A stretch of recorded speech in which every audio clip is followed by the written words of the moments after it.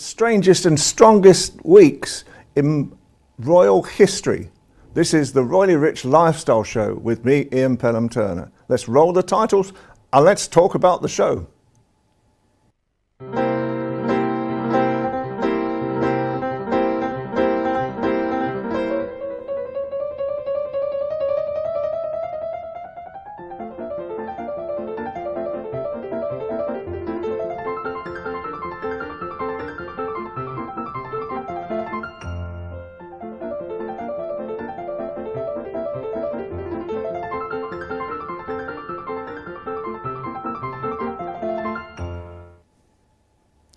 Where do I start?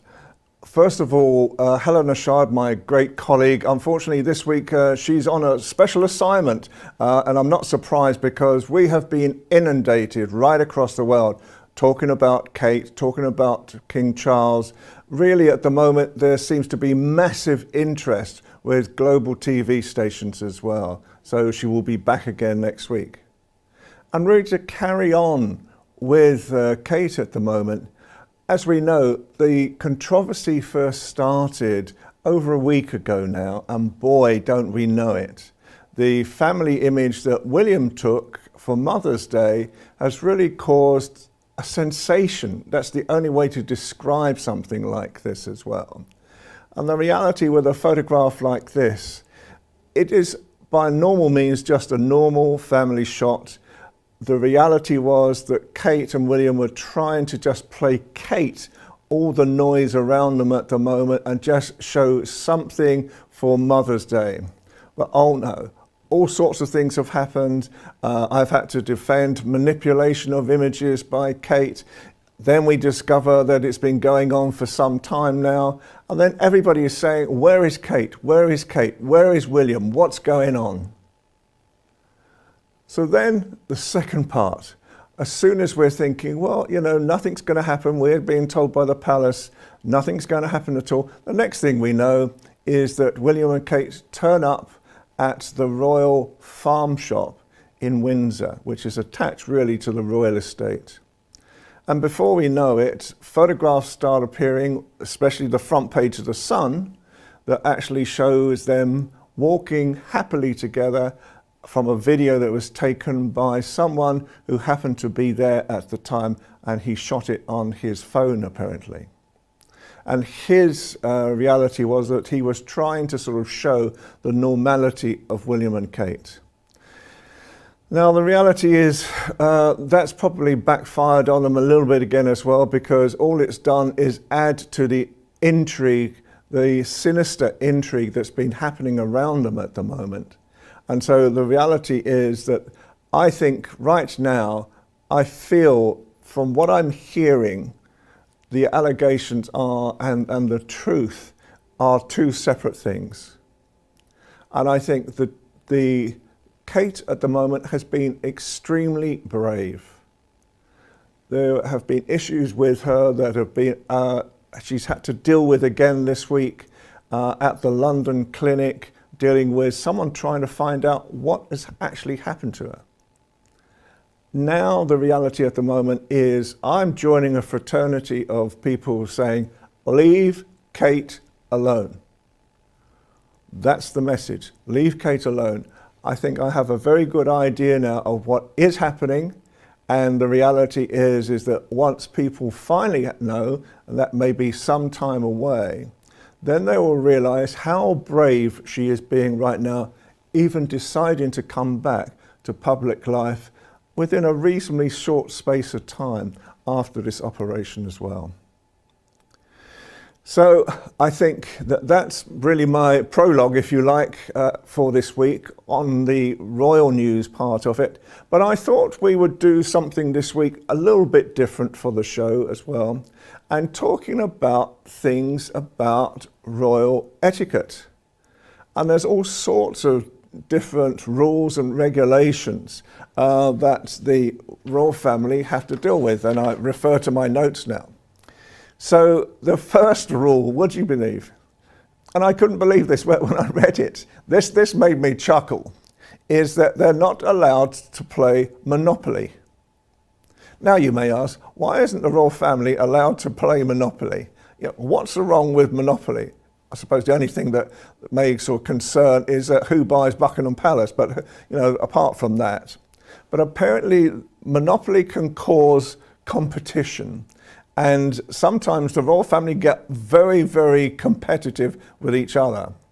It's well known that William and Harry were always very competitive, and it's also well known that Kate and William are very competitive as well. No edges given either way at all. So first rule is no Monopoly.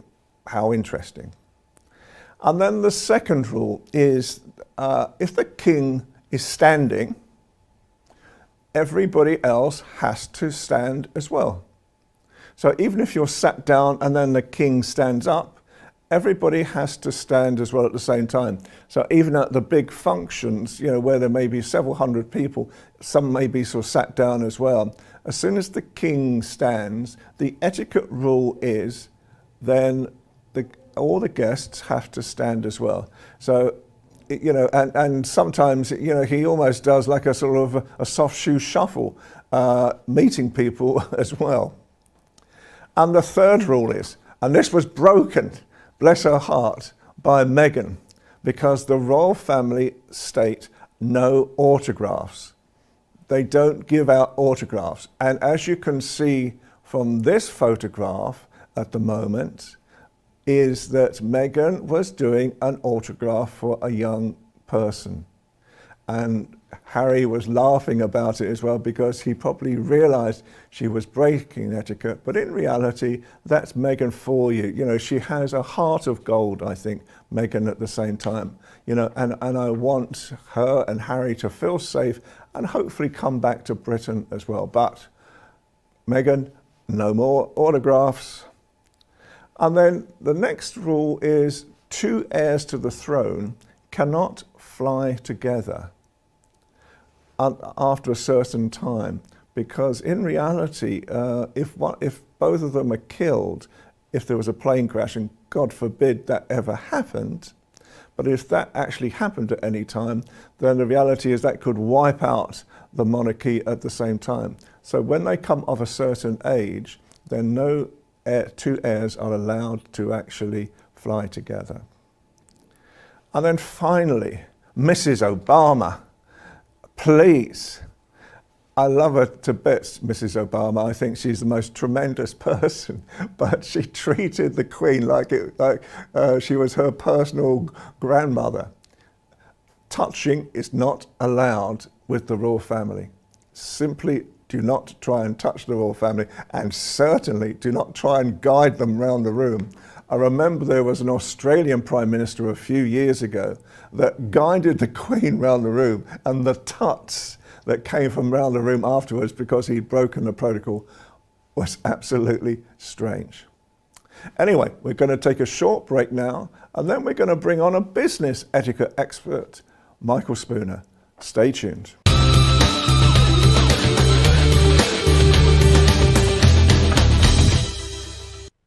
So welcome back, and now I'm with business analyst Michael Spooner. Michael, good afternoon to you. Okay, hi Ian. Really pleased to be here with you. Absolutely, thank you for coming. So tell me, what is the business etiquette for Britain now? How can Britain get business moving again right across the world? Well, see, you know, Ian, we've got a really flat economy. We've got a really we've got a problem with growth, and so really businesses. We do have a lot of businesses that have a lot of money, a lot of potential investment that we want them to take forward. And what I really want to do, there's probably 2 or 3 things I want them to really do. Really, first is invest in technology, e-commerce and so on. So we have to continue as a country. This is a very fantastic economy in terms of e-commerce. Right. We have to invest in that. Okay. And I think most businesses listening to this show will understand and do that. That's one thing. Secondly, we want to set up trade organizations or collaborations, working relationships, business relationships in Europe, in America, in English-speaking countries, Ian, because, of course, you know, even though we can trade with other countries that like China and Middle East and so on, but actually it's easier to trade in English-speaking countries. Okay. And I think that's the second thing. Okay. Thirdly, is that I want us to really focus on the things that Britain does really, really well. We have got particular, we're brilliant at legal, financial, education. We're brilliant at technology, second to America. We're probably the best in the world at technology. And thirdly, we want to do a lot of work around connecting and collaborating and building initiatives and institutions, international institutions around the world. That's what we want to really do. So is there a business etiquette to it? So if you were to reach out to a company, how would you reach out to them, for example? Reaching out, well, I would say, look, I would want them to look at what we call comparative advantages and competitive advantages. I would want them to do something that we do really, really well, really particularly well, and so for instance, let's think about our Commonwealth relationships. We have 54 Commonwealth countries, so many of them in Africa, as you know, many of them in the Middle East, and many of them all around the world. I would want our British companies to connect with our Commonwealth cousins, and so things like coffee, you got Ghana and Nigeria, who are major coffee producers. We do? So it's about really, Ian, how do we really connect with precisely, and that's the point I was trying to make, Michael. In other words, what is the way to do it? So do they say, my name is Michael Spooner, I want to do business? Do they say, my name is Michael Spooner, I'd like to sort of try to create value for you? What's the etiquette of actually introducing yourselves in the first place? Well, I think they need to really, first they need to connect values in terms of what we do as a country. We do what we call fair play. We work. We present ourselves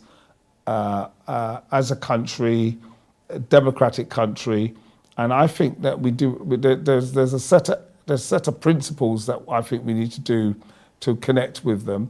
Secondly, I just think, Ian, it's about how do we help them, though, because of course you can't. It's got to be both. In other words, the first part of the puzzle is create value for a company. Identify what their company is. Create value for them in the first place. So that's something. Can I just sort of just change the tack slightly as well? Because obviously, as we know, you're registered blind. How can disabled people nowadays find ways of opening up businesses as well? What do they need to do as well? Well, I think, about 20% of the adult population's got a disability, and they're gonna want to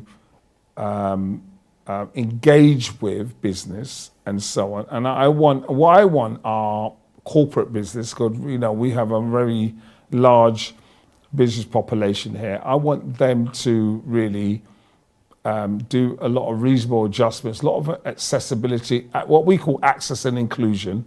So we want to really make sure that services are accessible and inclusive and can actually go forward. Okay, Ian, okay. So, with so, things. so Yes. can I, for example, say someone's in a wheelchair. Yeah. Do they announce they're in a wheelchair at the very start when they're applying for something, Yeah. or do they not? What's Yeah. the etiquette? again? So the etiquette is that some at the early stages of applying for a job, you don't need to say that you've got a disability. Okay. There's no need for that. All right.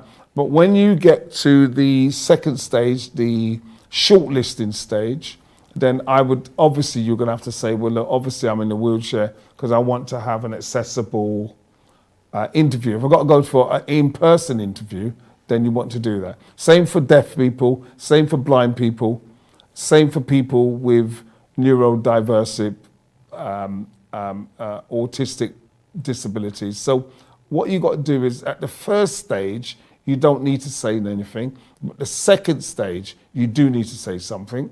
And what I'm hoping is that our employers are sufficiently cognitive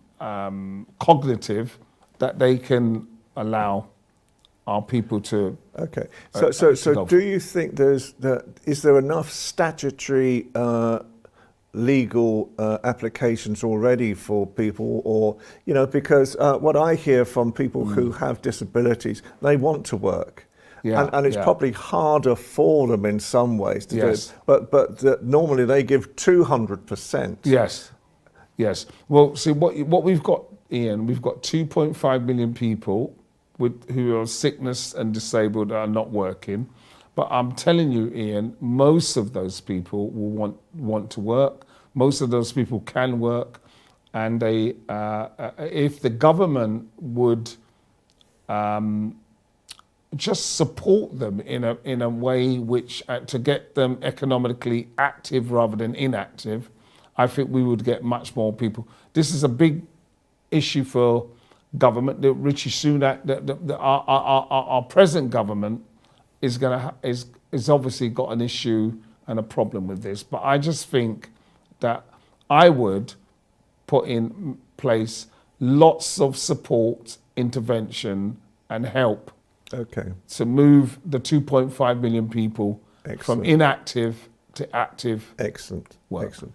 Okay. So finally, Michael, just give me a very brief synopsis of what you do already, and also how people can get in contact with you. Well, what I do as a business consultant and management consultant, what I do is I help people both set up in business, overcome their challenges, and deliver the kind of things for their customers that they want to do. So I do that thing. If they want to get in touch with me, it's MA Spooner Limited .co.uk.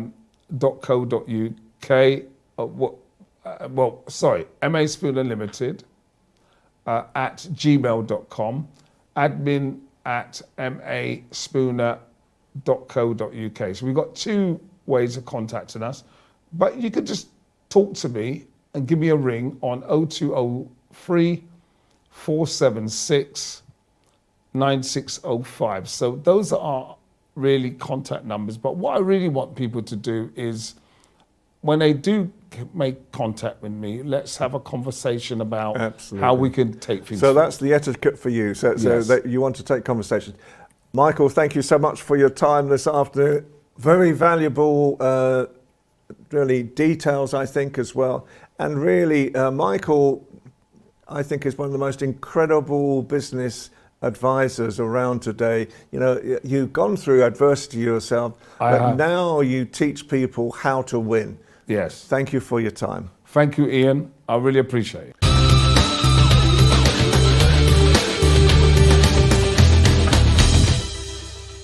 And now I have my wonderful next guest on the show today, the etiquette expert in Britain, Philip Sykes from the British School of Excellence. Welcome, Philip.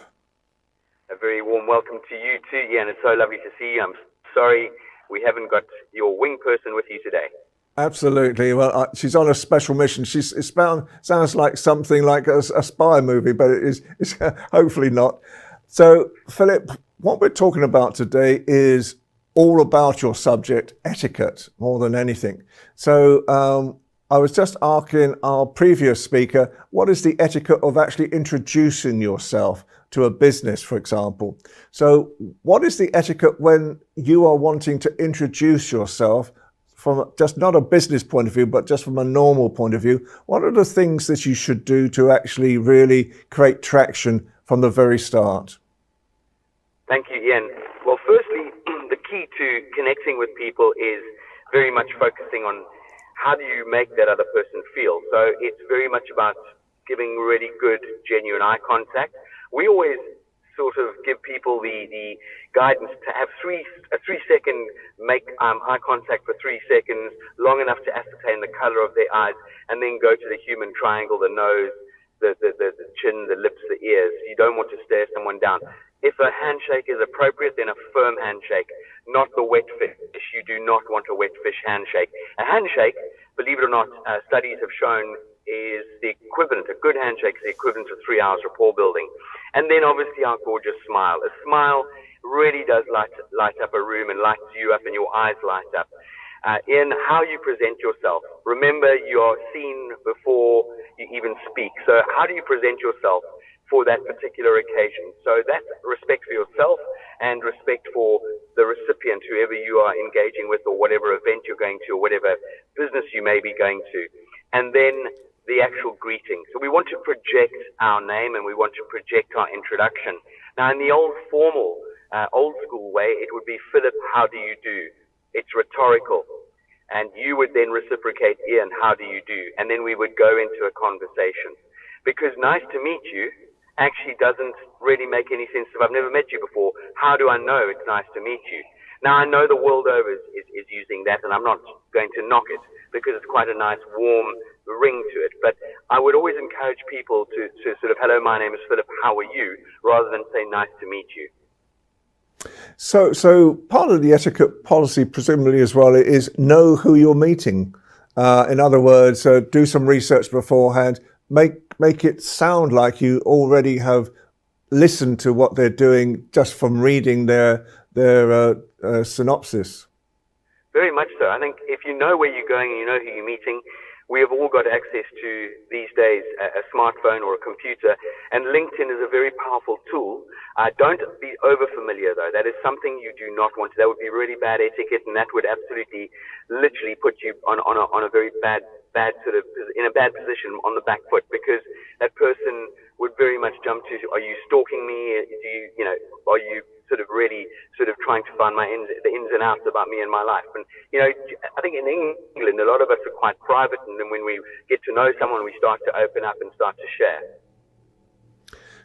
And, when you're talking to people as well, is it good to start off really almost on a business footing? Or should you really start off by just talking generally about things? The British are great at talking about weather, for example. What's your advice on that, etiquette-wise? I would absolutely give people the guidance and steering to engage in small talk. At our organization, we actually call it big talk. We call it the glue, because basically it's about getting to know someone, building a little bit of trust. Because if you jump straight into business talk and that sort of thing, you're not getting to know who you're connecting with really at the end of the day. And one thing is fundamental. With small talk, there are very strong do's and don'ts. We want to avoid the don'ts like the plague. We really and truly do. We don't talk about sex. We don't talk about relationships. We don't talk about religion. We don't talk about money, and we do not talk politics. And again, weight or age. And I would avoid negativity. That's just the handful of the negatives. And then the positives are all areas that would not offend someone. But if you do ask someone, which sport do you follow, and they open up and they start sharing with you, we need to learn to listen, to understand, not to respond. So really take on board what that person's sharing with you and then reciprocate. Don't just fly off to the next question. Absolutely. And I know you've worked with the royal family as we have. And so the reality, again, there is a certain amount of etiquette with them as well. And I think you never proffer your hand to a royal member. You have to wait till they proffer their hand to you. Is that correct? That is 100% correct. And actually, men out there listening to this, it's always ladies first. So if you were introduced to a woman, it's her prerogative if she wants to shake hands with you or not. And same with the social kiss. It's very much the woman's prerogative, and that's where Ladies First comes from. Again, nowadays with the world, as someone said, it's a small world, but I wouldn't want to paint it. With different, it's a very multicultural society. Men just pause before you sort of jump to shaking someone's hand, because nowadays people have become a lot more aware of not wanting to shake hands, or they're aware of what happened with coronavirus. So it could be a namaste, it might be the lovely sort of Arabic Muslim approach, assalamu alaikum, with the hand over the heart. So just be very conscious and know what's going on around you. Have your situational awareness intact. Thank you, Philip. And finally today, first of all, how can people get in contact with you? And just describe basically, what the British School of Excellence is all about, please. Thank you, Ian. Well, firstly, the British School of Excellence is very much about building confidence and changing lives. We give people skills and tools to put their best foot forward. So it's not an approach for the wealthy or anyone like that. It's an approach for anybody who wants to better their lives. And through the power of etiquette and manners, emotional intelligence, that's what we instill. We work on body language. We work on networking etiquette and skills. We work on business etiquette and skills. We work on social. We work in dining. We work in mindset and manners. And we work on your emotional intelligence. So it very much is a sort of a 360 vision and focus on how to better yourself. And not only that, you can contact us at www.thebritishschoolofexcellence.com. And we have a WhatsApp number, and then we love engaging. Philip, thank you so much for your time this afternoon. As always, the font of wisdom. Thank you so much. Thank you, and have a great weekend. Thank you. Well, that's the end of another show. First of all, apologies again from HELENA CHARD, my colleague. She's on a special mission. It does sound like a spy thriller, but I'm told that it's something very, very important for her today. So she apologizes for not being on the show.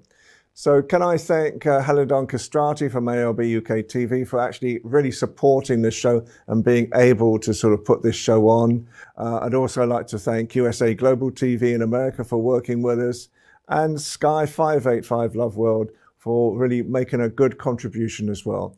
So for me, Ian Pelham Turner, I hope you have a great week. I hope to get some more sleep now as this royal situation calms down, and I will see you again next week. Take care and bye for now.